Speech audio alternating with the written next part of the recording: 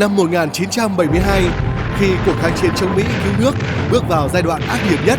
Đảng và Nhà nước quyết định xây dựng cầu Thăng Long để đón đầu đổi mới, làm cơ sở cho sự phát triển sau này. 11 năm thi công là từng ấy năm, hơn 7.000 kỹ sư, công nhân đã đêm ngày khổ luyện, dầm mình dưới hố móng âm u, hùn hút trong cái rét tê tái. Đó là cả biển mồ hôi của những ngày hè nắng táp lửa. Để rồi, trong ánh bình minh lấp lánh, cây cầu thế kỷ, cây cầu của tình hữu nghị Việt Nam Liên Xô với ý nghĩa rồng bay hiện lên như hai cánh tay dầm thép vạm vỡ, siết chặt trên nền sóng mênh mông của dòng sông Hồng. Trong thế đứng hiên ngang sừng sững đó,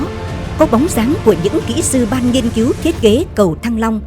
tiền thân của công ty cổ phần tư vấn thiết kế cầu lớn Hầm ngày nay.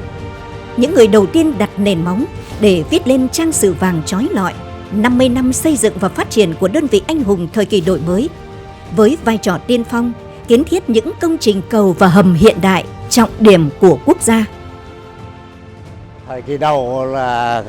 công ty cầu lớn Hầm là được gọi tên là Ban nghiên cứu thiết kế cầu Thăng Long, và nhiệm vụ chính của Ban nghiên cứu thiết kế cầu Thăng Long tức là thực hiện cái nhiệm vụ thiết kế cầu Thăng Long cùng với chuyên gia của nước ngoài. Ban nghiên cứu thiết kế cầu Thăng Long ấy, hồi đấy giờ là làm việc trong điều kiện nó vô cùng khó khăn. Thế nhưng mà với cái nhiệt huyết với nghề nghiệp và với cái tính thúc ép của công trình, cho nên anh em đã làm ngày làm đêm để hoàn thành nhiệm vụ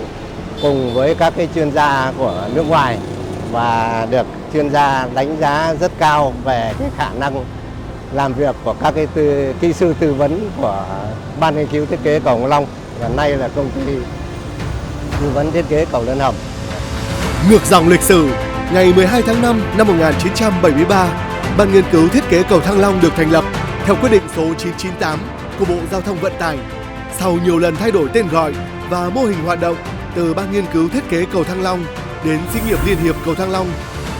Phân viện khảo sát thiết kế cầu lớn Hầm, Xí nghiệp khảo sát thiết kế cầu lớn Hầm, Công ty tư vấn thiết kế cầu lớn Hầm. Lịch sử công ty bước sang trang sử mới. Ngày 12 tháng 10 năm 2006, Bộ Giao thông Vận tải ra quyết định 2127 chuyển đổi thành Công ty cổ phần tư vấn thiết kế cầu lớn Hầm. Sinh thời, cố Thủ tướng Phạm Văn Đồng đã từng nói, không có thiết kế thì không có xây dựng cơ bản, thiết kế tốt thì xây dựng cơ bản có cơ sở làm tốt. Được sự tín nhiệm tin tưởng của lãnh đạo Bộ Giao thông Vận tải, khi đất nước bước vào thời kỳ đổi mới, Công ty cổ phần tư vấn thiết kế cầu lớn Hầm đã tiếp cận, chuyển giao và ứng dụng công nghệ thiết kế tiên tiến hiện đại, khẳng định vai trò tư vấn thiết kế trên công trình cầu Phú Lương, Hải Dương, Quán Hào, Quảng Bình, Đỏ Quan, Nam Định, Hòa Bình, Quảng Ninh, Tiên Cựu, Hải Phòng, Việt Trì, Phú Thọ, cầu Sông Danh, Quảng Bình.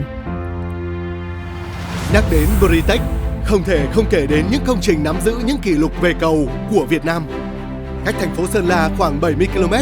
cầu Pá Uôn bắc qua sông Đà đã được Tổ chức Kỷ lục Việt Nam xác nhận kỷ lục về chiều cao với trụ chính cao tới 98,6 m. Dự án được xếp vào cấp đặc biệt do có kết cấu trụ cầu lớn, biện pháp thi công mới cùng với tiến độ thi công gấp rút. Nằm trên tuyến đường cao tốc Lào Cai, Sapa, cầu Móng Xến, cây cầu trên cạn có trụ cầu cao nhất Việt Nam, là một trong những dấu ấn, là minh chứng thể hiện tầm và tâm của những người làm công tác tư vấn Việt mang tên Britech. Những giải pháp thiết kế tối ưu còn là lời giải cho bài toán khó về chi phí, tính phức tạp về địa hình. Ở đây là khu vực xây dựng cầu Móng Xến thuộc quốc lộ 4D trên tuyến đường Lào Cai đi Sapa. Lượng phương tiện giao thông ở đây rất là lớn, và hiện nay thì đây là cái điểm nghẽn về giao thông. Và để giải quyết được cái điểm nghẽn này thì giữa chính quyền địa phương với công ty cổ phần tư vấn thiết kế cầu Lớn Hầm cùng nhau bàn bạc để đặt ra một cái phương án thiết kế để đáp ứng được cái giao thông ở khu vực này. Một là sẽ giải quyết được tránh được cái điểm sụt. Cái thứ hai là tránh được cái cua 3 tầng. Và thứ ba là giữ gìn được cái di sản ruộng bậc thang. Nhưng mà trên cơ sở bài toán như vậy thì công ty cổ phần tư vấn thiết kế cầu nông hầm đã đặt ra rất là nhiều các phương án. Thế và sau nhiều cái phương án đặt ra thì cái phương án lựa chọn thì đã đáp ứng được các cái yêu cầu của thiết kế. Với cây cầu này thì tỉnh Lào Cai đánh giá rất cao về năng lực của công ty cổ phần tư vấn thiết kế cầu nối hầm đã giải quyết toàn bộ các bài toán để đảm bảo an toàn giao thông trên tuyến đường Lào Cai. Sau gần 2.500 ngày đêm thi công với bao gian nan vất vả, tập thể kỹ sư công nhân ngành cầu đường Việt Nam nói chung, Britech nói riêng, với năng lực sáng tạo, tinh thần tự lực tự cường vượt mọi khó khăn sóng gió sông Tiền, đã tạo nên một công trình thế kỷ, cây cầu dây văng dài nhất Việt Nam, cầu Rạch Miễu, do tập thể kỹ sư, nhà thầu Việt Nam thiết kế và thi công lúc bấy giờ. Khánh thành cầu Rạch Miễu, thế cù lao của Bến Tre đã bị phá vỡ, mở ra con đường thông thương, tạo tiền đề để các tỉnh Tiền Giang, Trà Vinh, Sóc Trăng và vùng đất Bến Tre làm nên một diện mạo mới với khát vọng đồng khởi trên lĩnh vực kinh tế. Ở đây chúng ta phải nói đến cái cầu dây văng đầu tiên do các kỹ sư tư vấn Việt Nam vừa thiết kế vừa theo dõi giám sát thi công và cũng là đội ngũ những người thợ cầu Việt Nam thi công. Đó là cầu Rạch Miễu. Nó là một cái công trình mà lần đầu tiên ngành giao thông vận tải được giao nhiệm vụ. Trong đó thì cái khó khăn nhất mà cái đi đầu đó là những người tư vấn có đủ bản lĩnh và tiếp cận được các cái công nghệ mới của các nước tiên tiến và đã học tập được những cái tiêu chuẩn kỹ thuật và áp dụng tốt các phần mềm tính toán, là các kỹ sư của cầu lớn hầm của nói riêng và tổng ty tư vấn thiết kế nói chung đã vượt qua cái đó, vượt qua cái mà mình chưa từng bao giờ. Cái đội ngũ cán bộ kỹ thuật của cầu lớn hầm đã đóng góp vai trò rất quan trọng vào cái việc thành công của cầu Rạch Miễu. Xuyên suốt trong bất kỳ giai đoạn nào của lịch sử 50 năm xây dựng và phát triển, trong thuận lợi cũng như khó khăn, Britech luôn năng động, sáng tạo và làm chủ công nghệ, khẳng định sức mạnh nội sinh, tiên phong trong khảo sát, thiết kế cầu hầm đường. Những chuyên gia, kỹ sư giỏi có kinh nghiệm của công ty đã cùng tham gia với các tư vấn quốc tế trên nhiều công trình cầu lớn có công nghệ mới để từng bước làm chủ được nhiều công nghệ thiết kế tiên tiến, hiện đại, ứng dụng trong khảo sát thiết kế những công trình cầu đặc biệt lớn có yêu cầu kỹ thuật phức tạp như cầu Đắk Rông, Quảng Trị, Rạch Miễu, Bến Tre, Thủ Thiêm, Thành phố Hồ Chí Minh, Yên Lệnh, Hưng Yên, Tạ Khoa, Sơn La, Cửa Đại, Quảng Nam, Vĩnh Tuy, Hà Nội, Pá Uôn, Sơn La, Hàm Luông, Bến Tre. Thành quả của trí tuệ sáng tạo, tinh thần tiên phong trong đổi mới, trong ứng dụng công nghệ hiện đại của tập thể kỹ sư Britech đã để lại dấu ấn trên các công trình có tầm vóc hiện đại, khẳng định sự tiến bộ về năng lực công nghệ, kỹ năng kỹ thuật như cầu Rồng Đà Nẵng, cầu Trần Thị Lý Đà Nẵng, cầu Cửa Hội Nghệ An Hà Tĩnh, cầu Cổ Lũy Quảng Ngãi. Trong những năm gần đây, các công trình kết cấu hiện đại Extrados nhịp lớn do Britech thực hiện đã càng khẳng định vai trò tiên phong của đội ngũ kỹ sư Britech, như ở cầu Thuận An, Thừa Thiên Huế với nhịp chính lên tới 218 m, cầu Phước An, Bà Rịa Vũng Tàu với nhịp chính đạt kỷ lục lên tới 250 m, nằm trong nhóm những cầu Extrados có nhịp lớn nhất thế giới. Những dấu ấn về kỹ thuật và thẩm mỹ còn được thể hiện trên các công trình mà công ty đã đạt giải nhất trong các cuộc thi kiến trúc và đang trong giai đoạn triển khai. Điển hình là công trình cầu vòng thép Nhật Lệ 3, Đồng Hới, Quảng Bình, cầu Đuống, Hà Nội, cầu Quang Vinh 1 và Quang Vinh 2, Thái Nguyên. Đối với lĩnh vực hầm giao thông, khởi đầu bằng các dự án liên danh với nước ngoài như dự án hầm qua đèo Hải Vân, Britech đã tự lực đảm nhận khảo sát thiết kế thi công nhiều công trình hầm lớn, hầm đường bộ đèo ngang Hà Tĩnh, hầm đường sắt Uông Bí Quảng Ninh, hầm thủy lợi Cửa Đạt Thanh Hóa, hầm giao thông đô thị Thủ Thiêm Thành phố Hồ Chí Minh, hầm Phú Gia Huế, hầm Mũi Châu, tuyến cao tốc La Sơn Túy Loan. Đặc biệt, trong dự án đường bộ cao tốc Bắc Nam phía Đông giai đoạn 1 và 2, Britech thiết kế 8 trong tổng số 12 hầm trên tuyến, trong đó có hầm núi Vung có chiều dài xuyên núi lên tới 2.500 m. Thiết kế đường cũng là một trong những thế mạnh của Britech. Đi tìm lời giải bài toán chống ùn tắc đô thị bằng hệ thống hầm, cầu vượt, nút giao khác mức, các kỹ sư của Britech đã tập trung nghiên cứu một cách tổng thể, đề xuất các phương án kết cấu hợp lý nhất, tạo những đột phá, đồng thời đánh dấu bước trưởng thành về trình độ, năng lực công nghệ, khẳng định tính đúng đắn, dám nghĩ, dám làm của tập thể Britech trong thời kỳ đổi mới. Các nghiên cứu này đã được áp dụng cho nút cầu Thủ Thiêm, vòng xoay Hàng Xanh, ngã tư Thủ Đức, thành phố Hồ Chí Minh, nút giao Nam Chương Dương, Vĩnh Tuy, Lê Văn Lương, Hà Nội, để lại những dấu ấn riêng biệt tại các đô thị lớn. Những năm gần đây, thế và lực của Britech không ngừng được khẳng định khi tham gia thiết kế các dự án trọng điểm gồm dự án đường bộ cao tốc Bắc Nam phía đông các đoạn Cao Bồ - Mai Sơn, đoạn Mai Sơn quốc lộ 45, đoạn Nghi Sơn - Diễn Châu,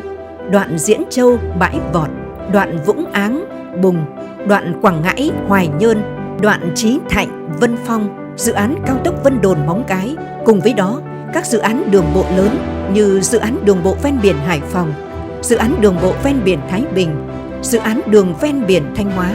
dự án đường ven biển Võ Trí Công qua tỉnh Quảng Nam đã và đang đóng góp đáng kể cho phát triển kinh tế xã hội của đất nước. Trong mỗi bước đi của sự trưởng thành và lớn mạnh, Britech luôn xây dựng được mối quan hệ hợp tác với nhiều hãng tư vấn có tên tuổi JBSI, Kay, Nippon Koei, Louis Becker, SMAC. Nhiều dự án cầu và hầm được thực hiện bởi liên danh tư vấn Britech với các tư vấn quốc tế: hầm Hải Vân, cầu Thanh Trì, cầu Bãi Cháy. Dưới mái nhà chung Britech, hơn 150 chuyên gia kỹ sư cầu và hầm có kinh nghiệm đầu ngành luôn đi tiên phong, đảm nhận những công trình giao thông lớn nhất, phức tạp nhất của đất nước. Những tiến bộ công nghệ tiên tiến của thế giới đã được áp dụng để tạo nên những đột phá về xây dựng cầu hầm lớn tại Việt Nam, tạo dựng thương hiệu được nhiều chủ đầu tư tín nhiệm đánh giá cao. 15 năm trở lại đây, thì Ban Quản lý Dự án Đầu tư xây dựng các công trình giao thông Hải Phòng cũng đã được hợp tác với công ty tư vấn thiết kế cầu lớn hầm trong cái công trình đầu tiên là cái công trình cầu Khỏe. Tiếp sau với vai trò là tư vấn thiết kế cầu lớn hầm đã tham gia rất nhiều công trình trọng điểm của thành phố Hải Phòng như là cái cầu vượt, nút giao khác mức Nam Cầu Bính, tuyến đường từ cầu Lạng Am, xã Lý Học, huyện Vĩnh Bảo đến tuyến đường bộ ven biển. Với vai trò là tư vấn giám sát thì công ty tư vấn thiết kế cầu lớn hầm cũng đã tham gia một số dự án trọng điểm như là giám sát xây dựng cầu Dinh, giám sát công trình cầu Bến Rừng, và trong nội đô thành phố này là một công trình kiến trúc rất đẹp là công trình cầu Rào 1. Trải qua hơn 15 năm hợp tác với ban thì chúng tôi đánh giá là đơn vị tư vấn cầu lớn hầm là một đơn vị hết sức chuyên nghiệp, thể hiện được là một đơn vị tư vấn có năng lực, kinh nghiệm để có thể đảm đương được kể cả trong vai trò tư vấn thiết kế và tư vấn giám sát đối với những công trình giao thông và đặc biệt là những công trình cầu lớn. Dịch vụ tư vấn giám sát của Britech là lĩnh vực hoạt động có bề dày kinh nghiệm và có tính chuyên nghiệp cao, thể hiện qua hệ thống quản lý dự án, quản lý nhân sự, quản lý chất lượng công tác giám sát tại các dự án, công trình trọng điểm như cầu Rạch Miễu, cầu Thuận Phước, cầu dây văng sông Hiếu, tuyến đường bộ ven biển qua thành phố Hải Phòng, dự án phát triển đô thị động lực thành phố Thái Nguyên, dự án cầu Rào 1, hầm đèo ngang, hầm Thần Vũ và đặc biệt các dự án thành phần đầu tư xây dựng thuộc dự án xây dựng đường bộ cao tốc Bắc Nam phía Đông gồm đoạn Nha Trang - Cam Lâm, đoạn Diễn Châu - Bãi Vọt, Quảng Ngãi - Hoài Nhơn, Quy Nhơn - Chí Thạnh, Vân Phong. Dự án cao tốc đoạn Diễn Châu - Bãi Vọt là một trong 11 dự án thành phần đầu tư một số đoạn cao tốc trên tuyến Bắc Nam phía Đông giai đoạn 2017-2020. Đây là một dự án trọng điểm quốc gia. Liên danh tư vấn giám sát ở đây có 4 đơn vị, trong đó công ty cổ phần tư vấn thiết kế cầu lớn hầm là đơn vị đứng đầu liên danh. Việc phối kết hợp, kết nối giữa các đơn vị tư vấn giám sát là một việc rất quan trọng nhằm đảm bảo công tác giám sát về chất lượng, tiến độ, khối lượng, an toàn lao động, vệ sinh môi trường và phòng chống cháy nổ. Đến thời điểm hiện tại thì công tác tư vấn giám sát là triển khai đảm bảo được các cái nội dung theo hợp đồng ký kết và được chủ đầu tư đánh giá rất là cao. Những năm qua, Thế mạnh truyền thống của đơn vị chủ lực đầu ngành về tư vấn thiết kế cầu lớn và hầm luôn được Britech phát huy trong mô hình doanh nghiệp cổ phần. Nhờ đó, doanh thu của công ty luôn duy trì đà tăng trưởng. Nếu như năm 2017, doanh thu đạt gần 107 tỷ đồng, thu nhập bình quân đầu người xấp xỉ 16 triệu đồng tháng. Đến năm 2022, doanh thu đã đạt 182 tỷ đồng, thu nhập bình quân đầu người hàng tháng đạt gần 26 triệu đồng. Không chỉ thực hiện đầy đủ các nghĩa vụ tài chính, đời sống vật chất tinh thần của cán bộ nhân viên, đặc biệt là đội ngũ kỹ sư, đang phải rời xa tổ ấm gia đình, đêm ngày bám sát công trường để hoàn thành nhiệm vụ được giao, ngày càng được quan tâm, cải thiện và nâng cao.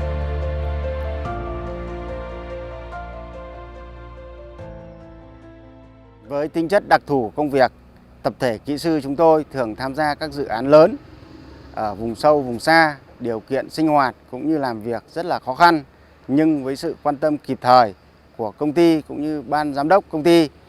anh em chúng tôi yên tâm hoàn thành tốt nhiệm vụ được giao. Truyền thống 50 năm xây dựng và phát triển của Britech còn được bồi đắp, hùn đúc từ nhiều thế hệ đảng viên được tôi luyện và trưởng thành trong gian nan, thử thách và là tấm gương sáng, động lực cho các thế hệ đảng viên trẻ cháy lên ngọn lửa nhiệt huyết, khát khao cống hiến.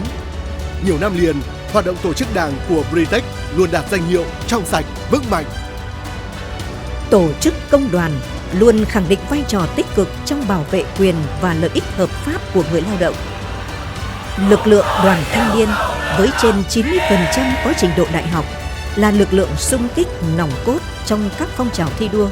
sẵn sàng đảm nhận những nhiệm vụ trọng trách lớn.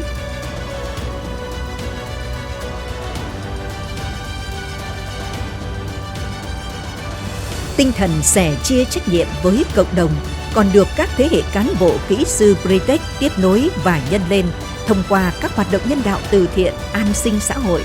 để lại những ấn tượng sâu đậm và là điểm sáng trong văn hóa doanh nghiệp. Ngày 12 tháng 5 năm 2023, đánh dấu chặng đường 50 năm xây dựng và phát triển của công ty cổ phần tư vấn thiết kế cầu lớn hầm. Những thành quả đạt được cho phép Britech hướng đến khát vọng lớn hơn, tô thắm thêm truyền thống của tập thể anh hùng lao động thời kỳ đổi mới, xứng đáng hơn với những phần thưởng cao quý của Đảng, Nhà nước và các bộ, ban, ngành trao tặng như Huân chương độc lập hạng nhất, nhì, ba, Huân chương lao động hạng nhất, hạng nhì, hạng ba, nhiều cờ thi đua xuất sắc của Chính phủ, Bộ Giao thông Vận tải, bằng khen của Tổng Liên đoàn Lao động Việt Nam, bằng khen của các tỉnh, thành phố trong cả nước. Ghi nhận những thành tích về công nghệ 50 năm qua,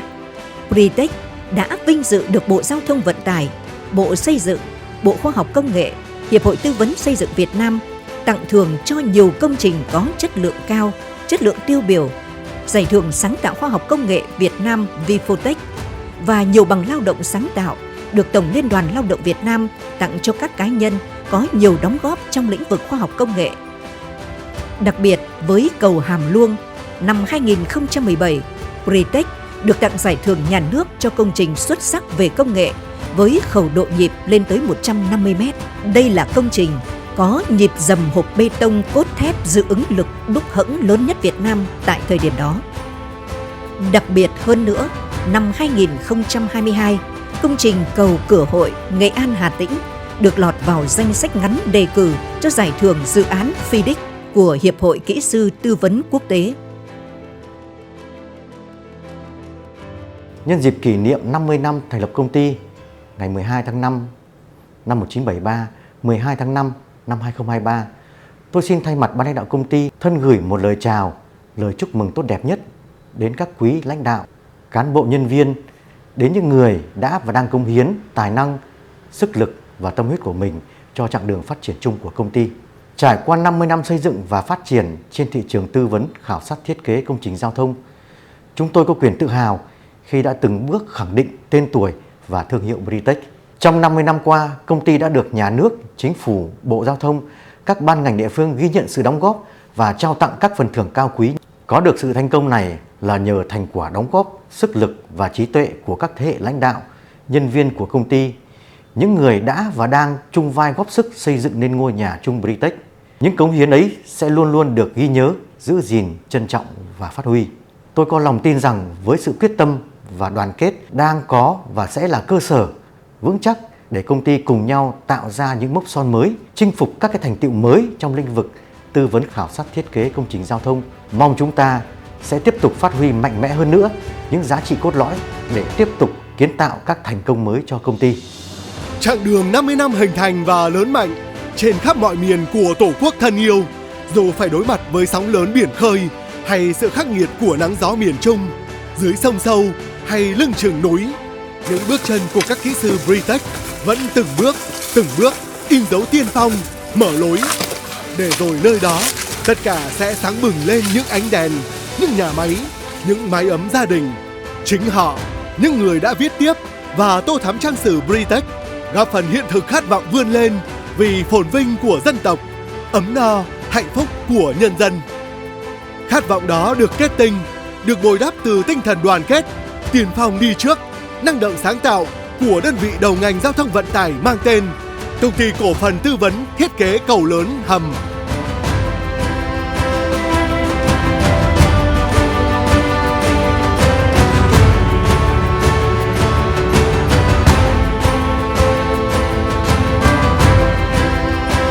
Britech, tiên phong mở lối, kiến tạo tương lai.